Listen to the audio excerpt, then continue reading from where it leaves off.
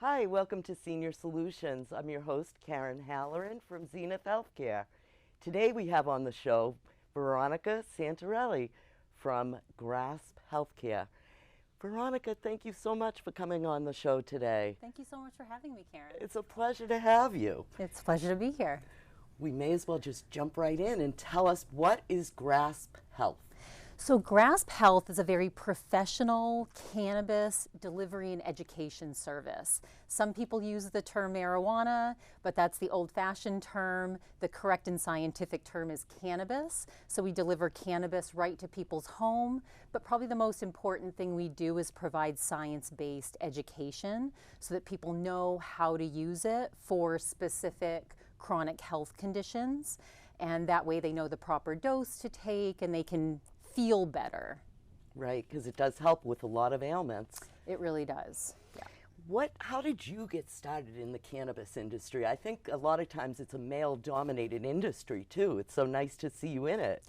You know, thank you. It is male dominated, and you know, I come from a very conservative background, and I got into the cannabis industry because my grandmother had a massive stroke about 20 years ago, and she lost the ability to speak. She developed aphasia, and we were so close, and it drastically affected our relationship. And I was just searching for something that could bring her speech back. I had no idea. I was just researching and researching. Wow. And I stumbled across this anecdotal video about this woman who had this terrible speech impediment. She had some sort of neurological issue where she could barely speak in complete sentences, but as soon as she consumed cannabis, she could speak perfectly. Wow. And so I just knew something neurologically was helping her speech. But you know, this is over 20 years ago. This is before all these edibles and oils became part of our culture. And you know, of course I couldn't bring a joint into the nursing home for my grandmother. And so, but it just made me curious to keep researching it because I could see that something was working for this woman. And it just made me curious to learn how this could help other conditions, neurological conditions, and other conditions that people really needed it for. Absolutely. It really does help a lot of people. It does. How does your company support seniors? Yeah, so we are, until we launched here in Massachusetts, we've been working in Arizona with seniors for about a decade. And we developed a lot of specialized healthcare services because, you know, as we age, we develop chronic health conditions. We get arthritis, we develop you know, different types of health conditions, you know, a lot of chronic pain, joint pain. And so, and a lot of people have comorbidities. They have multiple conditions that are difficult, and so they take prescription after prescription after prescription, right. And a lot of those prescription cause their own side effects. And so really we actually started working with little kids, kids with seizure disorders and childhood leukemia. But once we got to Arizona and we saw this need in the senior population with a lot of different health conditions, we developed some specialized services to work with assisted living communities, memory care communities, and we provided all the science-based education that we've learned throughout the past 20 years. And it's really helping people. So we started working with hospice companies for chronic pain. We started working with oncologists for cancer patients. We started working with neurologists for people with Parkinson's disease and Huntington's disease and all of these different conditions. And we were finding that cannabis was able to replace sometimes 5 or 6 different pharmaceuticals and often work better than what they were prescribed, you know, these synthetic pharmaceuticals. So we started getting referrals because word of mouth started spreading about how effective it was. Agitation from dementia started becoming our #1 referral. Wow. We've seen drastically positive results with the dementia community. My grandmother developed dementia as she progressed in her disease.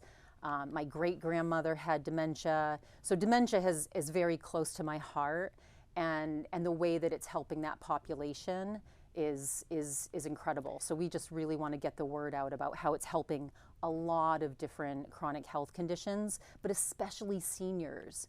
You know, seniors sometimes have really sensitive systems where sometimes those harsh pharmaceuticals are detrimental to their overall well-being. And cannabis is so natural. You know, if it can work for little kids with seizure disorders, and it works phenomenally for seniors that need something more gentle for their system and can work with lots of the different conditions they're struggling with. That's amazing. Yeah. That really is amazing. I was going to ask you what are some of the chronic health conditions, but I think you covered all of that. How is it possible for cannabis to work with so many health conditions, though? Yeah, that has been, I think a lot of doctors were like, how does this help so many conditions, right? And it's because we have something called an endocannabinoid system. This is a very complex receptor system that's densely populated in our brain, down our spinal cord, throughout our gastrointestinal system, through our peripheral nervous system. So it's, you know, it's on our white blood cells. So all these receptors are throughout our body, and when they interact with cannabis, they bring a therapeutic effect.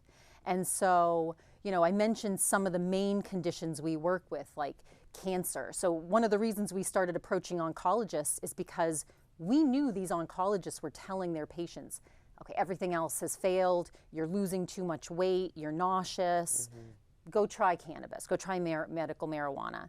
But these people would go into a dispensary and have a terrible experience. They would take too much, they would get too high, and they weren't able to actually feel better from it.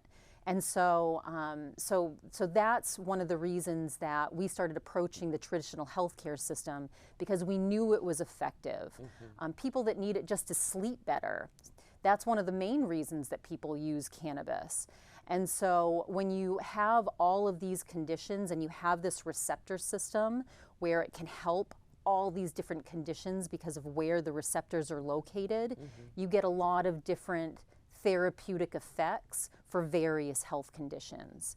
And there's published research on all of those conditions that I just mentioned.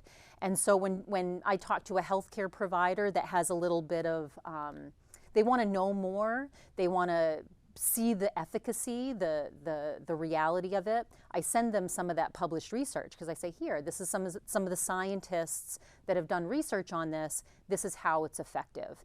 And I do that with citizens that want to use it, you know, people in your audience, if they want to see the research, we'll send that to them. We do all that for free because we want people to know how this can help them. That it's effective and it's real. That it's real. It's no longer anecdotal. There's a lot of published research supporting these different conditions and how cannabis can alleviate those symptoms. So speaking about cannabis, you know, back in the day, everybody smoked. You know, you mentioned a joint. Yeah. What are the different ways? I mean, seniors today, I don't think a lot would want to consume it that way. What are some of the other ways they could consume it? Sure, yeah, that's a great question. So, you know, back in the day, that's what you saw, you know, all the propaganda, people smoking. And a lot of the people that we work with do not want to smoke. And that is completely fine. And especially when we're working with assisted living communities, a lot of times those communities don't want smoke in the air, right?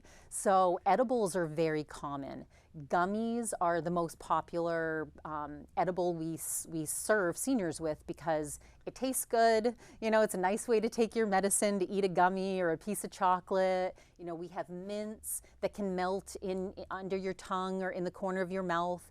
That'll get into your bloodstream a little quicker. We have oils, so tinctures. These are drops of oil that can be put under the tongue. The great thing about those is you can microdose. You can go drop by drop so that nobody gets high. Like, you don't have to get high. That's a common misconception. There's a lot of ways to consume it where you don't get intoxicated. And especially if you're taking just the right dose, drop by drop, you're gonna feel better but not get too much, so you get a little high, right? So the oils are great. We have topical creams. We have, you know, there's different types of concentrates that can be used. There's patches. Wow. There's a ton of different ways to consume it besides inhalation. It's really come a long way. It really has. Definitely. Thankfully. Maybe we could just back up and talk about what is the difference between THC and CBD? That's a great question. So there's hundreds of chemicals in that plant. The two most well-known ones, the two most researched ones are THC and CBD. Now, CBD is now everywhere. Right. I bet a lot of people in your audience have tried CBD.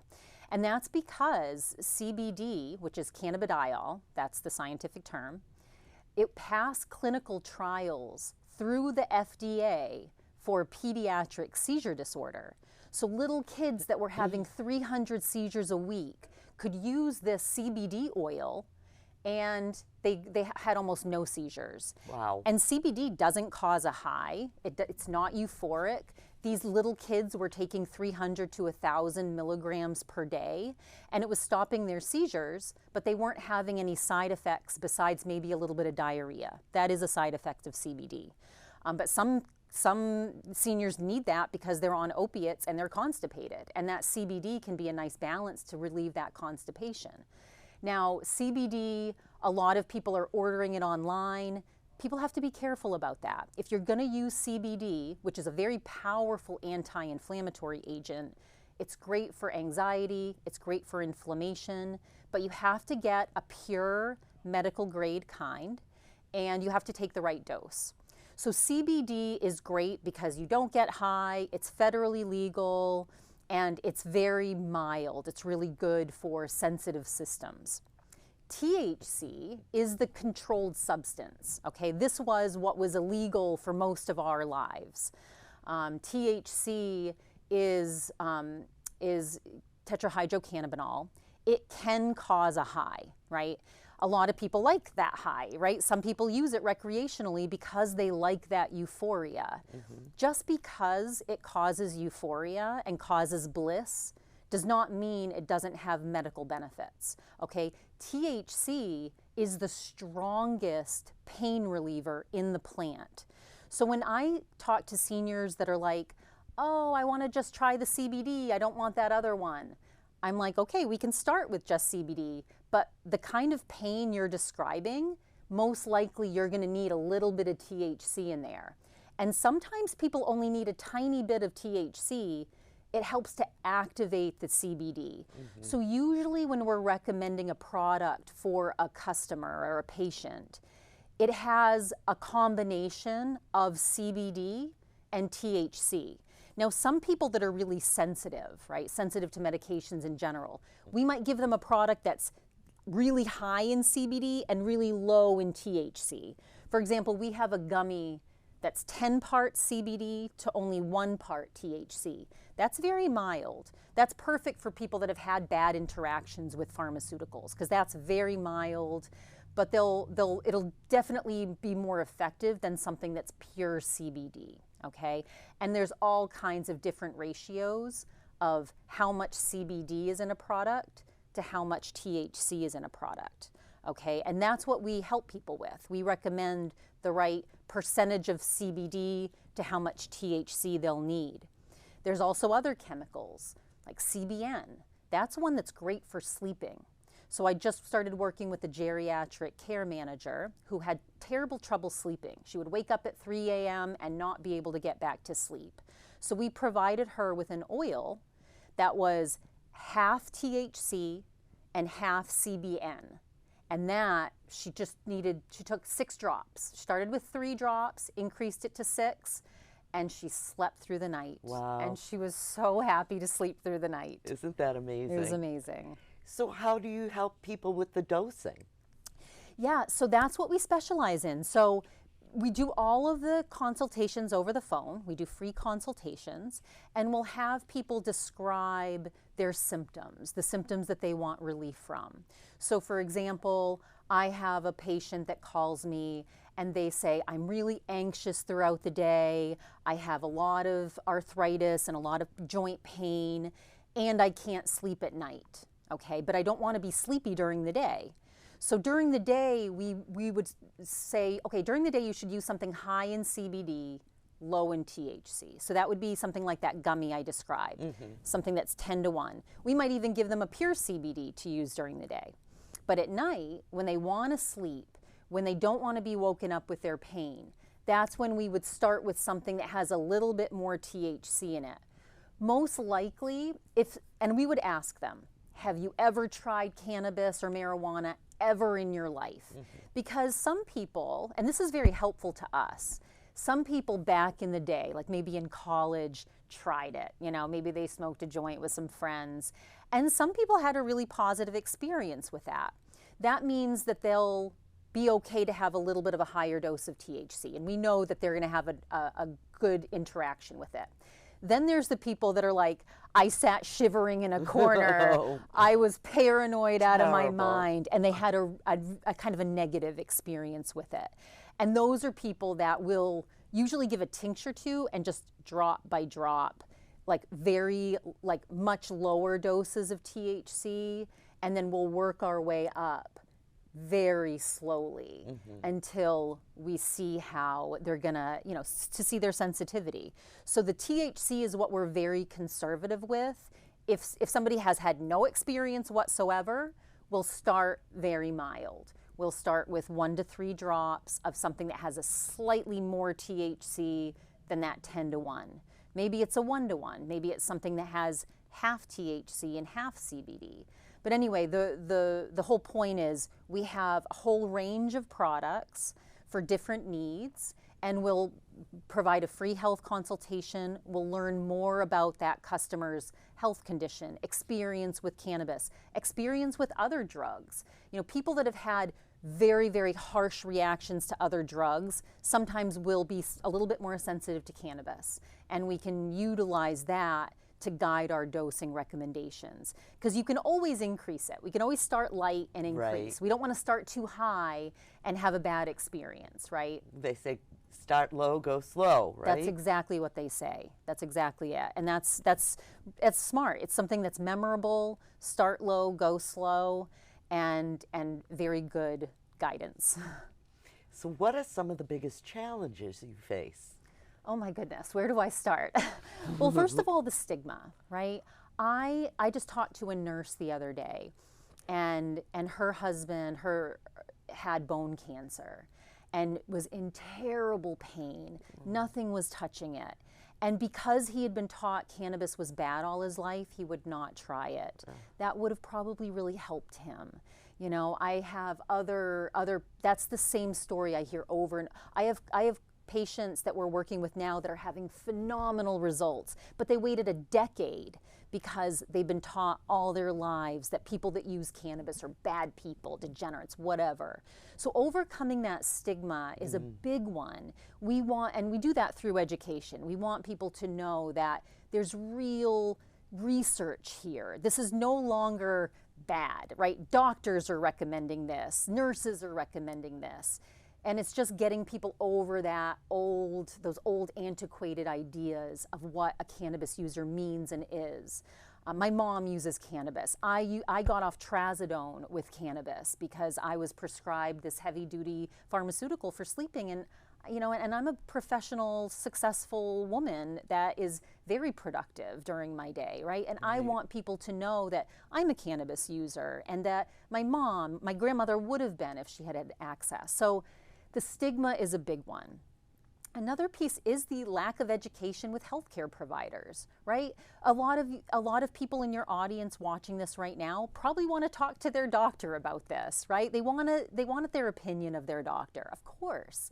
Most people do, but guess what? That's unfortunate that those doctors have learned nothing about this in medical school, and they've also been taught that this is bad, that there's no efficacy.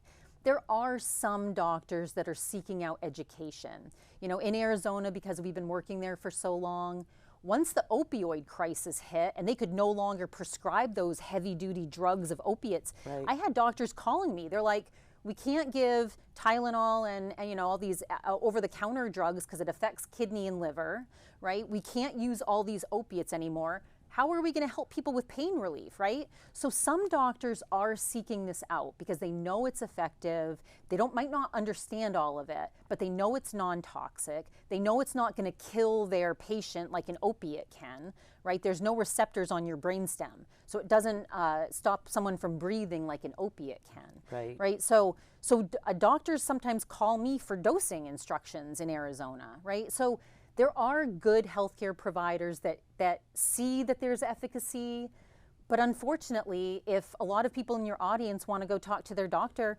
is most likely going to say, no, stay away from it, because they just don't have the knowledge and they don't want to risk that they've sent one of their patients to use cannabis and maybe they had a bad experience. But again, there's a lot of healthcare providers. You know, we work with neurologists that have dementia patients on 10 different heavy-duty black box pharmaceuticals that are like, I would much rather use cannabis than these antipsychotics that could cause sudden death. Right. So it's happening, but the stigma and the lack of education are big ones. And we do educate hospices, healthcare providers. We provide CEUs to nurses that want this education. We're constantly educating healthcare providers as well as patients, because again, we just want the education out there. So those are the two big ones, the stigma and the education, which we're trying to overcome through opportunities like this. Thank you, Karen. I'm so glad you came on to talk about this today. Yeah, I mean, the suffering that's happening is immense. And when there's a solution that is natural and not toxic, people should just, we don't think it's right for everybody, right? But we believe it should be a normalized healthcare option for people, right? Tool in the toolbox. Absolutely. Yeah. Well, I really appreciate you coming on. If people wanted to learn more or set up a free consultation, how would they do so? Yeah, so there's a couple ways to reach me. They can go directly to our website, which is grasphealth.com. That's GRASSP. So there's two S's, GRASSP health.com.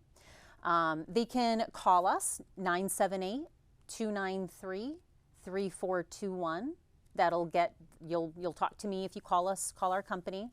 And then at the end of this, they are going to flash my business card. Yes. So only your audience will get my direct cell phone number. Oh, well, that's awesome. And my direct email. So feel free, you know, if you're in this audience today, feel free to call me directly, email me directly, and we'll set up a free health consultation. All right. I like to end the show with 3 questions. Okay. I'm going to surprise you now. Okay. So the first one is, tell us a fun fact about you. It can be anything. A fun fact about me. Well, I have 3 dogs, and 2 of them are massive. We just got a puppy that's a Newfoundland who's going to be probably 170 pounds. Wow. We have a Bernese Mountain Dog who's just a slobbery mess. All he does is drool. And then we have a little terrier that rules the roost. So I'm a dog fanatic. I never had children. I love my seniors and I love my dogs. That's awesome. Well, that was my second question. We love pets. You've already taken that. And now it's starting to get, you know, close to winter. Do you have any plans for vacation or anything?